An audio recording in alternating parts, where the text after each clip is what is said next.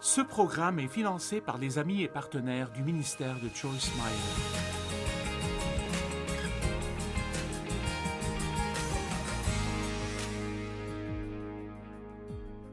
Bienvenue à tous. Je suis vraiment heureuse que vous ayez décidé de passer ce temps avec moi aujourd'hui.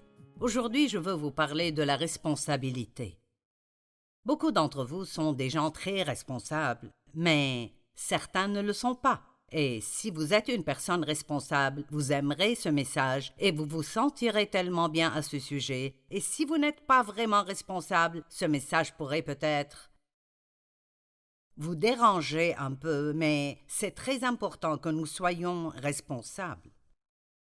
Philippiens 2:5 Que votre attitude et votre pensée soient identiques à celles de Jésus-Christ dans l'humilité. Qu'il soit votre exemple dans l'humilité.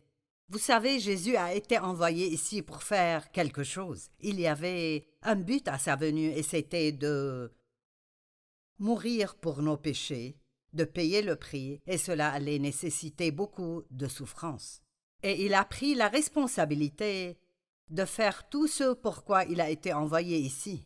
Et nous devons être responsables dans notre vie quotidienne et être responsables de tout ce que Dieu nous a appelés à faire dans nos vies. Je vous donne un petit exemple. Nous devons être responsables de nous occuper de nos biens. Tout ce que Dieu nous a donné, nous devons être responsables d'en prendre soin. Tout ce que nous avons nécessite de l'entretien. Si nous ne l'entretenons pas, cela ne sert à rien de l'atteindre si nous ne le maintenons pas. Nous devons être responsables de payer nos factures. Je pense que c'était en 2017, 750 000 personnes ont fait faillite. Maintenant, il y a peut-être des gens qui se retrouvent dans une situation qui est hors de leur contrôle et ils ne peuvent pas payer leurs factures, mais je parle de personnes qui ne gèrent pas bien leur argent, qui dépensent trop et qui ne payent pas leurs factures. Nous devons être responsables d'être à l'heure. C'est très grossier d'être en retard partout où nous allons. Tout le monde est en retard occasionnellement. Mais si c'est une habitude, c'est quelque chose qui doit être corrigé. Nous devons être responsables de faire ce que nous disons que nous allons faire. Épargner pour les urgences et pour la retraite, prendre soin de vos enfants et les éduquer, être fidèle dans votre couple, respecter et prendre soin de votre corps. Votre santé est un don de Dieu. N'abusez pas de votre corps et ne perdez pas votre santé. Ne désirez pas quelque chose de gratuit tout le temps. Tout le monde est tellement excité par le mot « gratuit ». Gratuit ici et gratuit là et une autre chose gratuite. Mais vous savez quoi? Il n'y a rien qui soit complètement gratuit parce que même si vous l'obtenez gratuitement, quelqu'un d'autre a dû payer pour cela. Nous disons que le salut est un don gratuit et c'est un don gratuit pour nous. Mais Jésus en a payé le prix. C'est pourquoi que nous devons beaucoup apprécier tout ce qu'il a fait. La vie est vraiment une question de responsabilité. Et j'ai de la chance d'avoir toujours été une personne assez responsable. Mais je pense qu'être responsable a beaucoup à voir avec votre succès dans la vie. Qu'est-ce que la responsabilité? Elle est définie comme être appelé, rendre des comptes, être responsable au cas où quelque chose arrive. Nous n'aimons pas ça, nous voulons toujours tout jeter sur quelqu'un d'autre. C'est d'être responsable de notre comportement, de remplir une obligation, de faire notre devoir et de pouvoir choisir entre le bien et le mal. Et soit nous choisissons d'être responsables, soit nous sommes rendus responsables par nos circonstances ou par Dieu. Si une personne n'est pas responsable des paiements de sa voiture, elle sera obligée de l'être lorsque quelqu'un viendra remorquer sa voiture. Si une personne n'est pas responsable de payer son loyer, elle sera obligée de rendre des comptes lorsqu'elle sera expulsée et devra déménager. Si une personne n'est pas responsable de remplir ses obligations conjugales et familiales, de bien traiter les gens, de passer du temps avec eux et de prendre soin d'eux, vous serez obligé de rendre des comptes lorsque Votre conjoint voudra divorcer et vos enfants vous rejetteront. La Bible dit dans Romains 14:12 que chacun de nous rendra compte à Dieu pour lui-même. Imaginez cela. Maintenant, je ne parle pas du salut. Si vous êtes un croyant en Jésus, vous ne serez jamais jugé pour votre salut. Votre nom est déjà écrit dans le livre de la vie. Mais nous allons devoir rendre des comptes de ce que nous avons fait, de nous-mêmes, de nos vies et de notre temps pendant que nous étions ici. Et la Bible dit que Jésus revient et il apporte avec lui sa récompense pour traiter chacun conformément à ce que son œuvre mérite. Ainsi, le salut est un don gratuit. Jésus a payé pour notre salut. Nous savons ceci. Si vous croyez vraiment en Jésus, votre nom est écrit dans le livre de la vie. Mais Dieu attend de nous que nous vivions d'une certaine manière, que votre attitude et votre pensée soient identiques à celles de Jésus-Christ dans l'humilité. Il est notre exemple, et nous devrions faire tout ce que Jésus ferait dans toute situation. Maintenant, rendre des comptes de nous-mêmes à Dieu pourrait être quelque chose comme « Eh bien, Joyce, pourquoi as-tu passé tant de temps à bavarder et à former des opinions sur les autres? » Eh bien, je manquerais une bénédiction que Dieu aimerait me donner au paradis si c'est comme ça que je me comporte ici sur terre. Et je pense qu'il y a tellement de choses que les gens savent qu'ils ne devraient pas faire, mais ils les font quand même en pensant que cela n'aura pas d'importance. Mais c'est important, car un jour, nous rendrons des comptes de nous-mêmes devant Dieu. Matthieu 12 dit « Je vous le dis, le jour du jugement, les hommes rendront compte de toute parole inutile qu'ils auront prononcée. » Wow! Qu'est-ce qu'une parole inutile? La Bible amplifiée dit que c'est une parole qui n'opère pas. Vous savez, bien que j'ai étudié le pouvoir des mots et j'ai beaucoup écrit à ce sujet, je ne comprends toujours pas complètement le pouvoir des mots, sinon je ne dirais pas certaines des choses que je me surprends encore en train de dire. Les mots contiennent du pouvoir, et nous devons être responsables de dire des paroles de vie et non des paroles de mort. Nous sommes tous appelés par Dieu pour un but. Vous avez un but. Dieu a un but pour vous.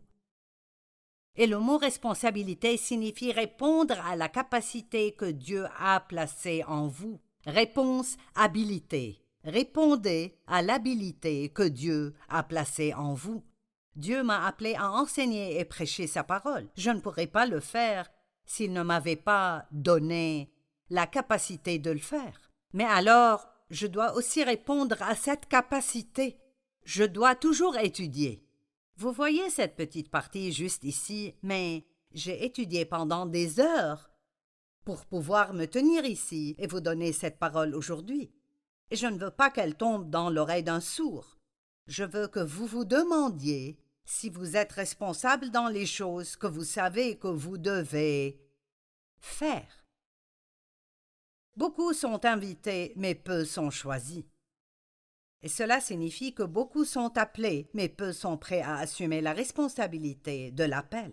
Je connais quelqu'un qui a senti qu'il pourrait être appelé à prêcher, et il a dit qu'il ne voulait pas le faire parce qu'il ne voulait pas vivre dans la vie étroite qu'il savait qu'il devrait vivre s'il veut représenter Dieu partout où il va. Eh bien, c'est vraiment très triste. Je suis heureuse qu'il soit au moins honnête, mais c'est quand même triste de dire que je veux vivre d'une manière qui ne me mettrait pas dans une position où je pourrais prêcher l'Évangile à d'autres personnes. Et il y a une responsabilité dans le fait d'enseigner et de prêcher. Et j'ai besoin de vivre une vie étroite. Je ne peux pas faire des choses que j'enseigne aux autres à ne pas faire, et personne d'autre ne devrait le faire non plus. Beaucoup sont invités, mais peu sont choisis. Jésus a expliqué que l'appel exigerait non seulement le privilège de se tenir devant les gens, mais aussi la souffrance et le sacrifice. Des mots qui ne sont pas très populaires. Vous n'attirez pas beaucoup de monde si vous dites que vous allez enseigner sur la souffrance. Matthieu 20, 17 à 22 est un passage très intéressant.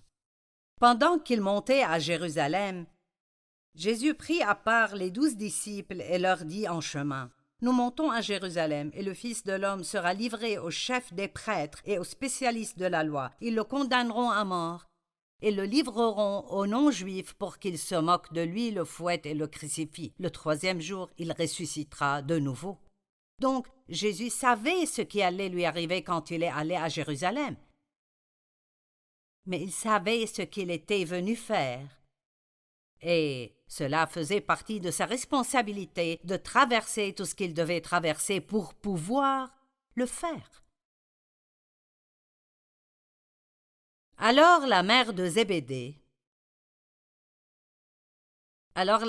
fils de Zébédée s'approcha de Jésus. Elle a entendu ce qu'il a dit, s'approcha de Jésus avec ses fils et se prosterna pour lui faire une demande. « Peux-tu faire quelque chose pour moi ?» Il lui dit « Que veux-tu » C'est Jésus qui parle.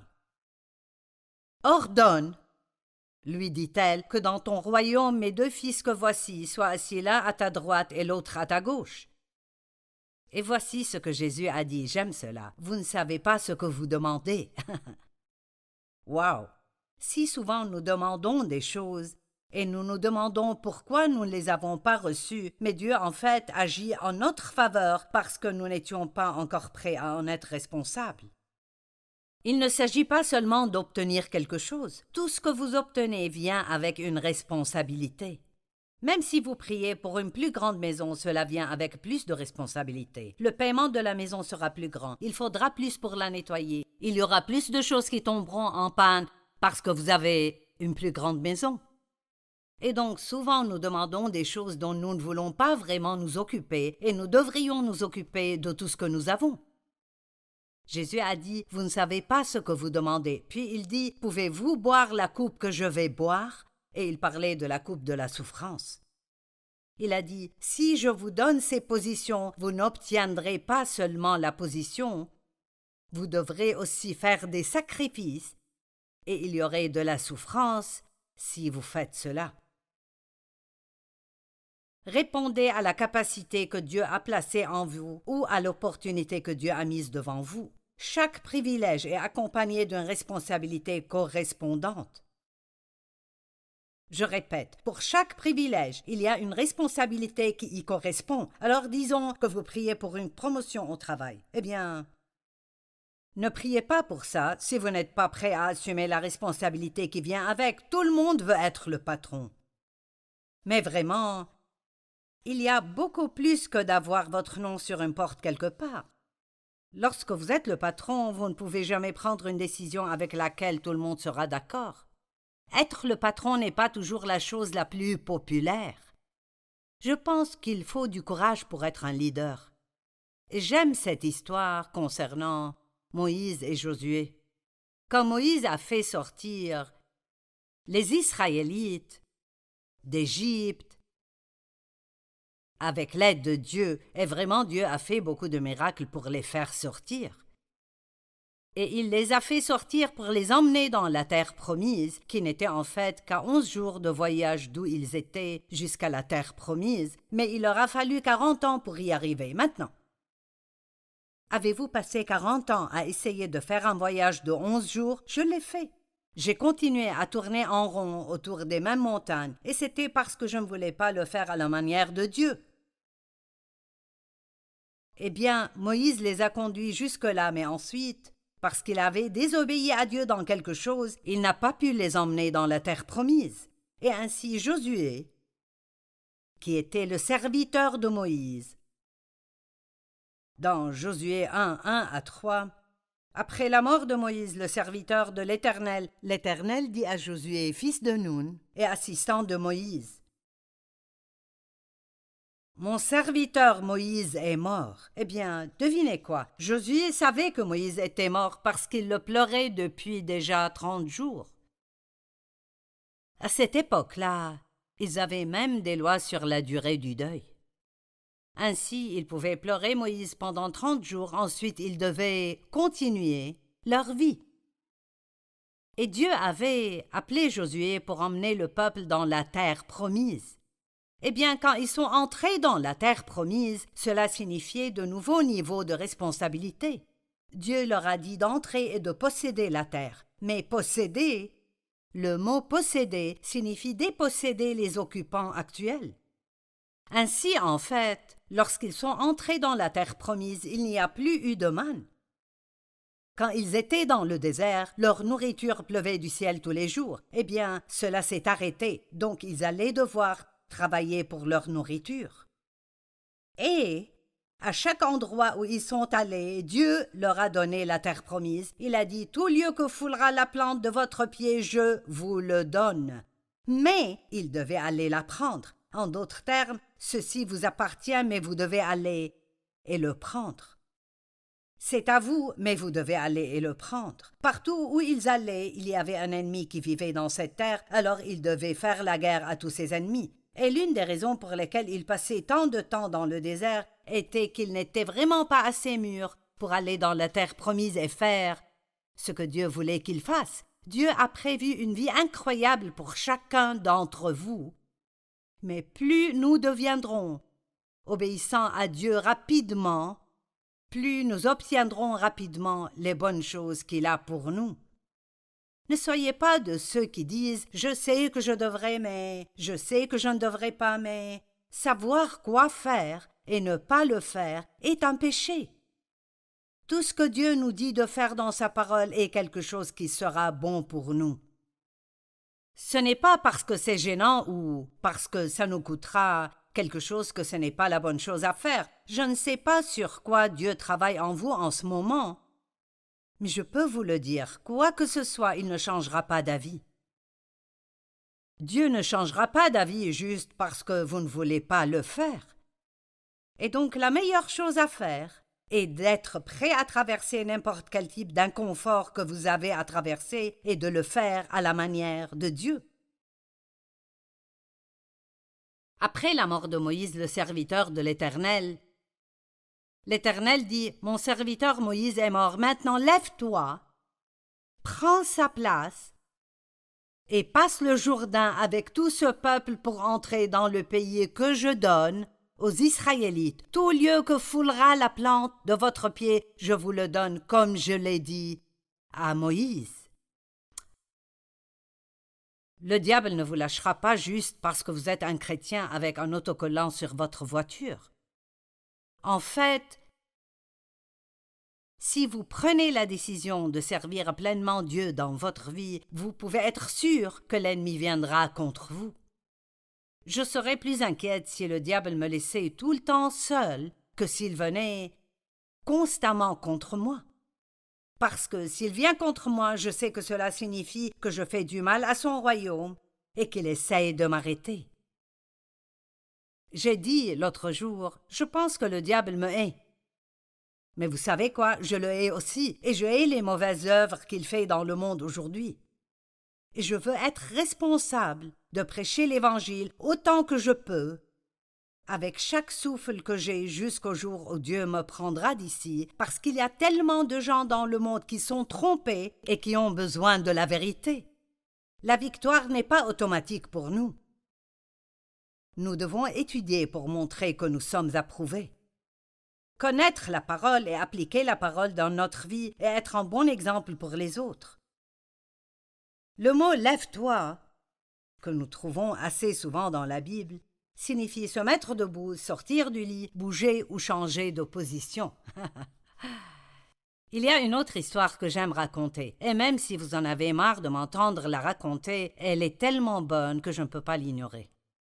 Dans Jean chapitre 5, les 9 premiers versets, je vais paraphraser un peu. Il y avait un homme qui avait une infirmité. Et il était allongé près de cette piscine depuis 38 ans et attendait un miracle. Une fois par an, un ange venait remuer les eaux, et celui qui entrait le premier dans la piscine recevait une guérison.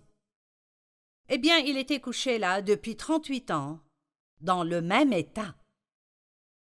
Allez, il y a un message ici pour vous. Êtes-vous dans le même état depuis 10 ans, 15 ans ou 20 ans? N'avez-vous toujours pas surmonté ce qui vous est arrivé dans votre enfance? Êtes-vous en colère contre quelqu'un tout le temps? Vous ne pouvez pas vivre d'après ce que vous voulez, penser et ressentir. Vous vivez selon la parole de Dieu. Et donc Jésus a vu l'homme allongé là, sachant qu'il était dans cet état depuis 38 ans, et Jésus lui a dit « Veux-tu être guéri? Es-tu vraiment sérieux à propos d'être guéri? » À la lumière de ce que je partage avec vous aujourd'hui, c'est une excellente question car certaines personnes veulent un miracle mais elles ne veulent pas faire leur part. Certaines personnes veulent un grand ministère mais elles ne veulent pas vivre le mode de vie dont elles ont besoin pour représenter Dieu correctement. Nous voulons, mais sommes-nous prêts à assumer la responsabilité de ce que nous voulons? Nous avons un gros problème dans le monde aujourd'hui avec le manque de responsabilité et beaucoup de personnes gâtées qui pensent qu'elles devraient avoir quelque chose juste comme ça, je ne sais pas pourquoi. Je suis bon et je devrais l'avoir ou je le mérite, mais je n'ai vraiment rien fait pour l'obtenir. Je dis toujours aux gens de n'être jaloux de personne si vous ne voulez pas faire ce qu'il a fait pour obtenir ce qu'il a. Ça doit être bien d'être comme toi. Eh bien, vous savez, les gens ne tombent pas dans les bénédictions. Ils passent leur vie à être responsables de quelque chose et ensuite Dieu les bénit. Veux-tu vraiment être béni? Laissez-moi vous le dire aujourd'hui. Voulez-vous vraiment vous libérer de vos problèmes? Voulez-vous vraiment changer? Eh bien, Dieu vous aime tellement, il a envoyé Jésus mourir pour vous, et il veut vous aider, il veut vous changer, il veut vous délivrer. Mais il n'agitera pas simplement une baguette magique pour que tout arrive. La façon dont Dieu vous délivrera est qu'il vous montrera les choses que vous devez changer et qu'il vous aidera à les faire. Vous ne pouvez pas les faire sans lui, mais il ne les fera pas sans vous. Je dis tout le temps, nous sommes partenaires avec Dieu et nous ne pouvons pas faire sa part et il ne fera pas notre part. Donc Jésus a dit à l'homme, « Veux-tu vraiment être guéri ?» Et l'homme lui a dit, « Je n'ai personne pour me mettre dans la piscine quand l'eau bouge. » Vous voyez, juste là, il voulait que quelqu'un d'autre le fasse pour lui, et à chaque fois que j'essaye d'entrer, quelqu'un me devance. Apitoiement sur soi. Toute ma vie, tout le monde a toujours pris de l'avance sur moi, j'ai toujours été à la queue. Je n'ai personne pour m'aider.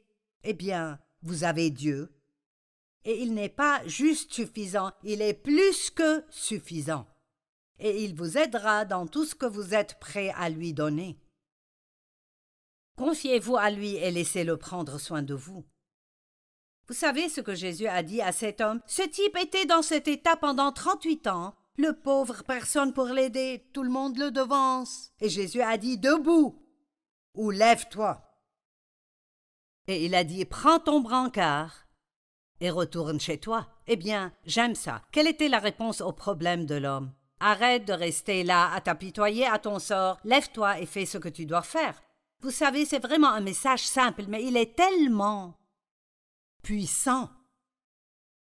Vous savez, les Israélites n'avaient pas une attitude responsable et c'est pourquoi ils avaient tant de problèmes et il leur a fallu si longtemps pour faire le voyage à travers le désert. Dans Nombre 20, versets 3 et 4, il est écrit « Ils dirent, si seulement nous avions expiré lorsque nos frères ont expiré devant l'Éternel. » Quelle bonne attitude! Si seulement nous étions morts, c'est tellement dur. Si seulement nous étions morts, cela a dû être vraiment difficile de voir leur nourriture pleuvoir du ciel et de l'eau sortir d'un rocher. Pourquoi nous as-tu amenés dans ce désert? Parce qu'ils voulaient partir. Ils suppliaient Dieu de les faire sortir de là et Dieu leur a envoyé un libérateur. Maintenant, ils blâment ce type et Dieu parce qu'ils n'aiment pas leur situation.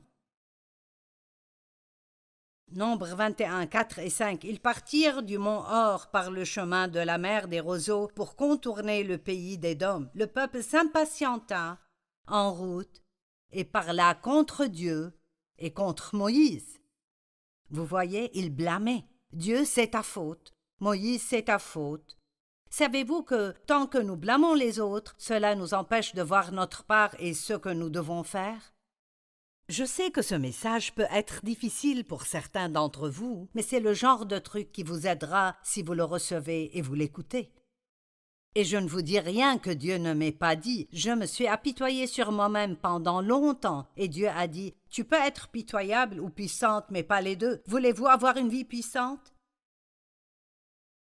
Voulez-vous aller au-delà de votre passé et profiter de ce que Dieu a pour vous? Alors, l'apitoiement sur soi doit disparaître. Il doit disparaître.